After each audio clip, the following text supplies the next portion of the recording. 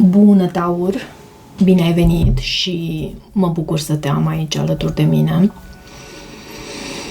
Flăcările gemene nu sunt doar o poveste de iubire. Ele sunt oglinda sufletului nostru.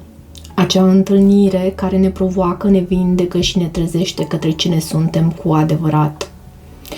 În această etalare vom descoperi ce îți reflectă această conexiune acum și care este următorul pas al călătoriei voastre spirituale.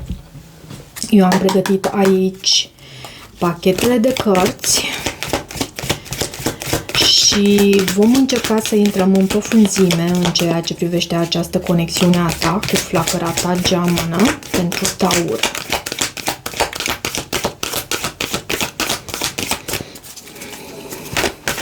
Acesta este pachetul de cărți Psychic Tarot și văd aici 5 de monede și asul de bâte.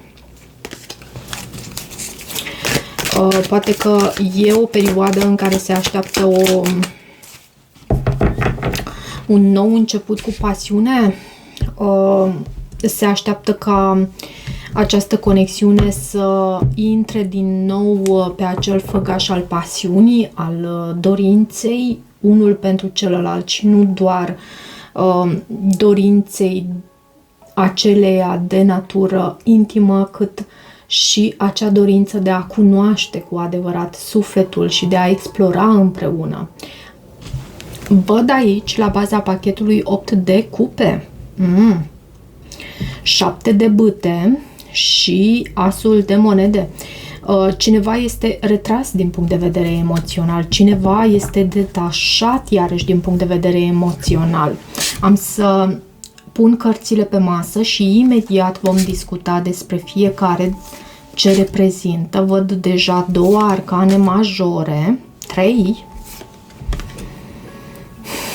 4 și ce avem aici? Văd conflict și înfrângere. Da, e o legătură, de fapt este o perioadă în care această legătură pare să fie încercată. Văd la tine justiția, reprezintă energia ta în prezent, cum te afli tu în această conexiune, ce reflectă sufletul tău acum. Justiția, bineînțeles, denotă o notă de neutralitate, poate că ai decis ceva anume în legătură cu această conexiune. Justiția mai poate reprezenta contracte, de căsnicie, divorț, poți să ai de a face cu o balanță iarăși, sau să ai tu marcaj puternic pe balanță. Văd asul de bâte și asul de bâte s-a arătat și mai înainte din acest pachet și mai vreau o carte aici. 7 de spade. Văd că tu îți vezi propriul interes aici și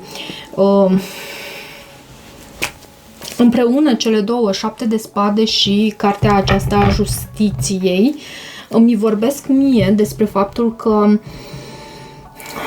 pentru tine, pentru moment, este mai bine să te retragi. Poate că de aceea avem acest card 8 de cupe aici și 7 de bâte, ce îmi vorbesc despre cineva care își apără principiile, își apără valorile, cere să îi fie respectate granițele personale. Justiția aici, asul de bâte și 7 de spade. E clar, există atracție. Cu acest as de bâte există atracție.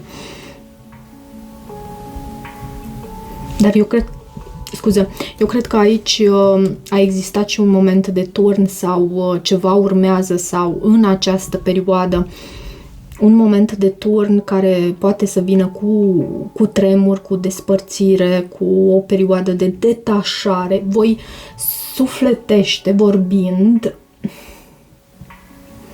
nu aveți cum să vă despărțiți, Dar în planul fizic, așa se pare în această perioadă. Această persoană are Marea Preoteasă, reprezintă acest card, intuiția, reprezintă divinul feminin. Iar această poziție reprezintă unde se află această persoană în călătoria personală, care sunt blocajele sau dorințele acestei persoane. De ce Marea Preoteasă? Poate fi și o perioadă de solitudine, de retragere. Marea Preoteasă stă la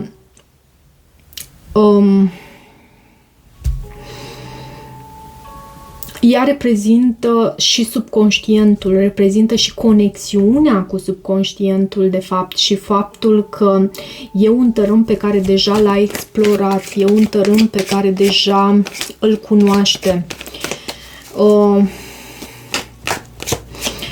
Reprezintă și cunoașterea sacră. Există, poate, comunicare telepatică din partea acestei persoane. Pajul de cupe poate ai de a face cu un pești, pentru că nu am menționat acest lucru, atât pajul de cupe cât și Marea Preoteasă reprezintă zodia pești. Nu este obligatoriu să fie doar vorba despre un pești, dar văd acest lucru și vreau să îl menționez. Doiul de bâte. Această persoană are lumea la picioarele sale pentru a fi explorată cumva și e ca și cum lumea e perla sa, cum se spune în engleză, the world is your oyster, și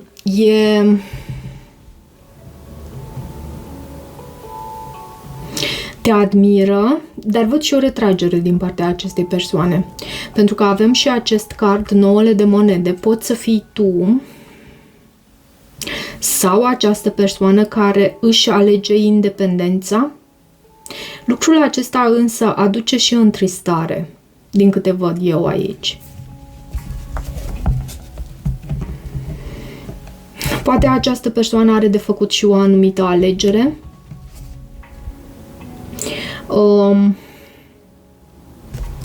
Da, și care este oglinda dintre voi? Ce oglindiți unul în celălalt? Ce tipar comun se revelează acum? Văd suferință în tăcere. Avem tocmai 9 de spade. Ceea ce oglindiți voi unul în celălalt. Probabil, chiar dacă nu mărturisiți lucrul acesta unul față de celălalt, există suferință aici și suferința, adică durerea există, este acolo și trebuie acceptată, dar trebuie și vindecată în același timp. Pe când suferința presupune a perpetua durerea la nesfârșit și a nu mai ieși din acel tipar. Asul de monede avem aici și mai vreau un card. De ce în oglinda dintre voi avem aceste carduri? Suferință în tăcere și Marea Preoteasă, iarăși o persoană solitară, căreia îi place solitudinea, și același card, Marea Preoteasă, de aici îl avem. Și Cavalerul de monede. Se pare că pentru acest nou început între voi, poate chiar cu angajament serios, e ca și cum există foarte multe sacrificii de făcut pentru acest nou început. Pentru o căsnicie între voi, poate, sau orice fel de reuniune, reîntâlnire între voi. Însă acest as de monede este o carte care vorbește despre ceva solid, despre ceva palpabil, poate chiar despre o căsnicie, despre a trece la un alt nivel în legătura voastră. Însă lucrul acesta se lasă așteptat și este oglindit în amândoi. E recunoscut acest tipar în amândoi. E bine totuși că avem steaua aici, în provocarea karmică, care răspunde la întrebările lecția, care este lecția pe care trebuie să o învățați, ce vă ține separați interior sau în exterior. Poate fi un vărsător în ceea ce vă ține separați, însă poate fi și distanța, speranța, poate că v-ați pierdut ușor speranța aici, da. Poate că v-ați pierdut ușor speranța, există și dezamăgire și nu mai e ca la început, atunci când v-ați întâlnit și chiar credeați, poate că lucrurile se vor îndrepta de la sine, 4 de cupe, cineva se poate simți și respins aici, avem 4-5 de cupe, o progresie.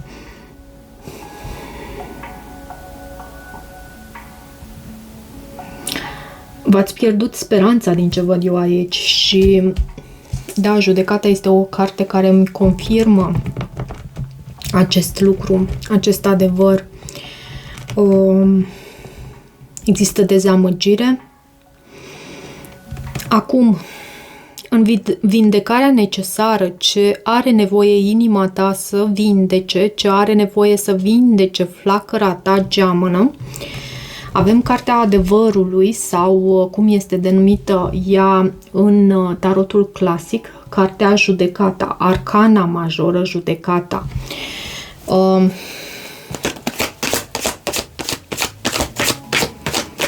Cartea adevărul în ceea ce este necesar să se vindece aici.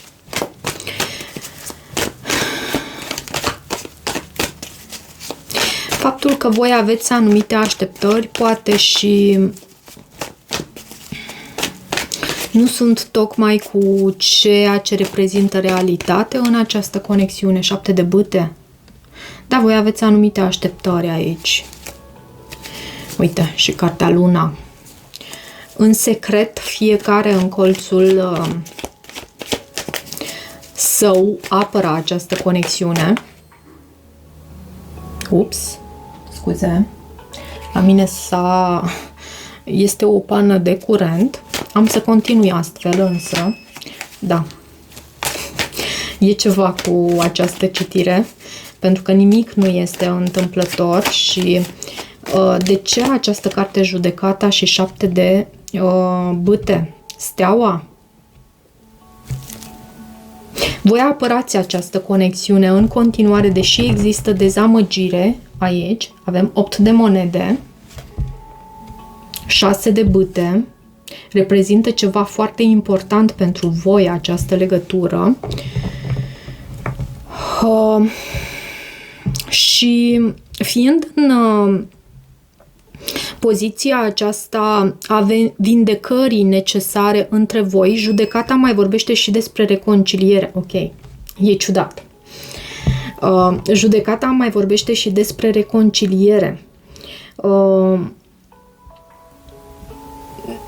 Poate că e necesară o reconciliere aici între voi. Steaua iarăși vorbește despre vindecare.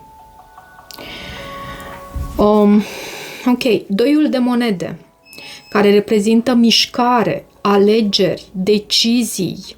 2 de monede care reprezintă și care vorbește de fapt și despre a jongla, este în poziția misiunii sufletului în această etapă din conexiunea voastră. Care este rolul acestei conexiuni acum pentru amândoi? Care este rolul acestei conexiuni acum pentru amândoi? Rolul acestei conexiuni în această perioadă este acela de a păstra echilibru, chiar dacă există blocaje aici, chiar dacă există nevoia de a face sacrificii. De ce spânzuratul? Din nou Zodia Pești. Uite, dacă nu ai observat, avem această carte, Marea Preoteasă, Pajul de Cupe și Spânzuratul, care vorbesc despre Zodia Pești. De ce Spânzuratul și 2 de monede? Eremitul reprezintă Zodia Fecioară și reprezintă înțelepciunea, reprezintă poate un suflet bătrân. Cumva, cu acest eremit, în misiunea voastră din această perioadă este aceea de a pune lumina cu înțelepciune asupra a ceea ce reprezintă blocaj între voi. Se pune lumină în această perioadă asupra a ceea ce este blocaj între voi.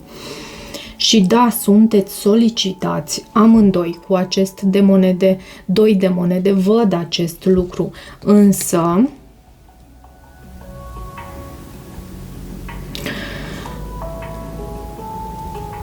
însă voi puteți lucra împreună. Văd 6-6, poate fi important pentru voi, poate să existe reuniune și e nevoie să aveți răbdare unul cu celălalt și fiecare față de sine în această perioadă. O posibilă evoluție pe termen scurt, avem 5-ul de monede, Cinciul de spade, scuze. Uite, reprezintă conflict și înfrângere, 5-ul acesta de spade.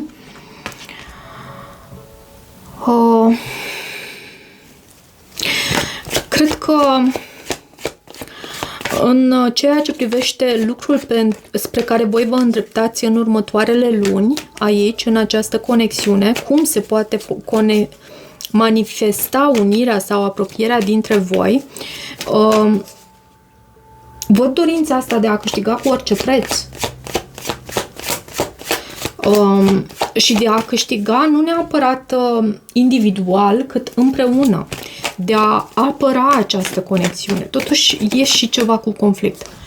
Da, de a apăra această conexiune. Văd cartea ta, cartea Hierofantului, reprezintă și a ne conforma regulilor. Este și cartea angajamentului serios. Și chiar dacă poate să existe conflict și anumite discordanțe și neconcordanțe între voi,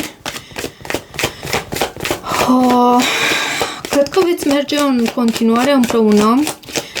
Anumite conflicte și sentimentul acela de înfrângere, da, poate să existe, dar în același timp văd și dorința de a câștiga împreună, 9 de cupe, de a avea o dorință împlinită împreună. Hierofantul este cartea angajamentului serios și am văzut asta aici repetat cu acest as de monede. 9 de cupe reprezintă o dorință împlinită. Văd și justiția care reprezintă un contract, am văzut-o și aici. Da, un contract, o decizie poate fi importantă în următoarele luni pentru voi. Dar văd angajament și vă văd bine împreună, chiar dacă avem acest 5 de spade aici. Vreau să văd ce urmează între tine și această persoană cu acest oracol. Ce urmează? Atracție. Tu atragi iubire romantică, bucurându-te de acest moment din plin și, la baza pachetului, sentimente romantice. Există sentimente romantice. Se pare că în această călătorie a voastră aceste sentimente sunt reale și merită să fie explorate. Și chiar dacă și mă întorc pentru că vreau să mă explic și vreau să îți exprim și ție ceea ce am simțit eu odată cu acest card 5-ul de spade. Chiar dacă acesta este un card al conflictului și al înfrângerii, mai poate fi și cardul dorinței de a câștiga cu orice preț. Și poate că aici e de lucru. Angajament serios, totuși. Și sentimente romantice care merită să fie explorate. Cam atât pentru această citire, dragilor. Dacă rezonați cu acest mesaj, nu uitați să vă abonați canalului, să mai treceți pe aici, să îmi lăsați o apreciere și un feedback al vostru. Puteți să deveniți și membri ai canalului dacă vă doriți acest lucru, bineînțeles. Puteți să-mi scrieți pentru citiri private și în sensul acesta găsiți detalii în descrierea videoclipului, detalii de contact. Eu vă mulțumesc și toate bune!